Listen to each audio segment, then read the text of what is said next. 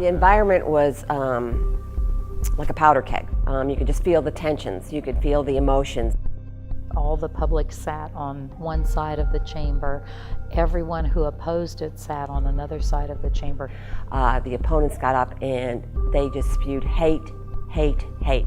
It was threatening and the letters were threatening.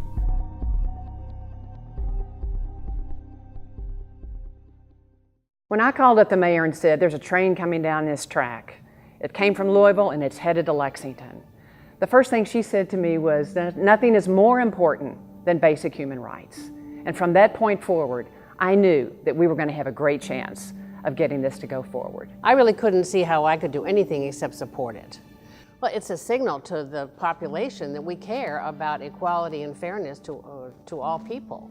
I mean, that's as American as apple pie. It came to my attention that gays and lesbians were being discriminated against. In the grocery store, the woman wouldn't take my money. It did not occur to me that she had seen the word lesbian and gay on my shirt. Think about it. Basic human rights. The right to be able to go into a restaurant and not be kicked out. Just this became a very public discussion in a whole lot of ways, but it had to have a broad leadership base. Well, I think it needed to be done because there was such a feeling of inequity and injustice to a lot of groups of the community. So it was brought to our attention that something needed to be done. The fairness ordinance that we adopted was to make certain that everybody had a fair shot at jobs and living and equality in general.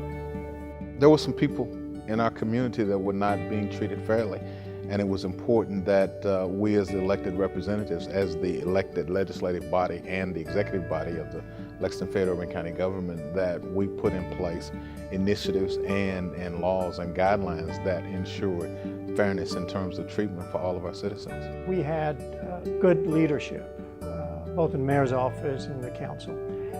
By that I mean that they kind of got it. They understood the importance of fairness. And the city basically demonstrated that we care about all of our citizens. 15 years ago, it was, there was so much discrimination. I think it's made a huge difference in the way in which the community kind of thinks about itself. Well, going forward, we're standing on the shoulders of giants like Ernesto and Deborah and Pam and Isabel, where they were really in a groundbreaking time and period, and opened then this opportunity for us. People who felt marginalized before the fairness ordinance have the comfort of knowing they can go into a restaurant, they can rent accommodations. Lexington was the first to get gender identity on in their ordinance. We worked very carefully to build community support from a variety of folks, religious leaders for fairness, community business leaders, all of whom worked behind the scenes with each other and with council members that they knew. We had an extraordinarily nonpartisan, non-fractured city council. The council passed the ordinance 12-3.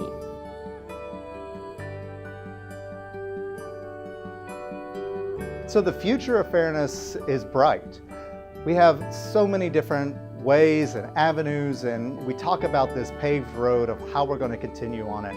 Well, there are many different branches on that road.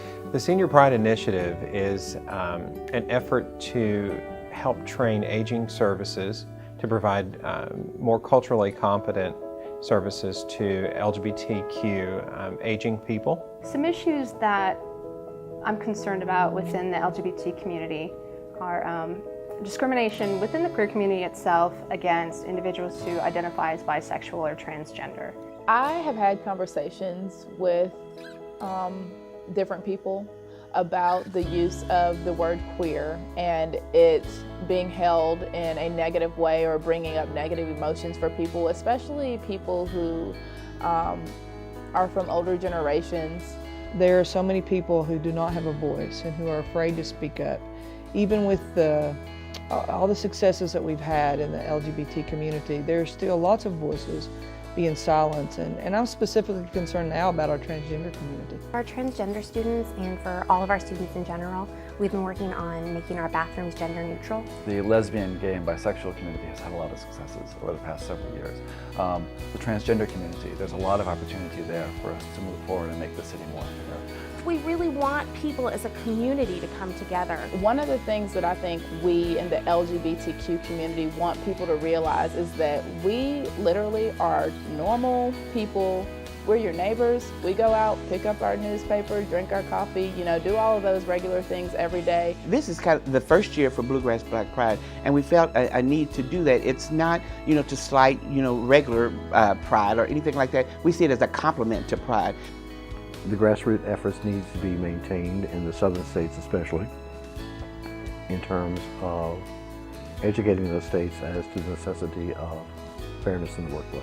I'm just thinking about all the people in rural Kentucky that are not covered by any ordinance whatsoever. And that to me is wrong. And I really think that is what needs to change. We're in a momentous year, right? It's a good time for us to sit back and say, look at where we came from, where we are, and where we're going. Lexington Fairness. Lexington Fairness. Lexington Fairness. Celebrating our past. Standing up for our future. Lexington.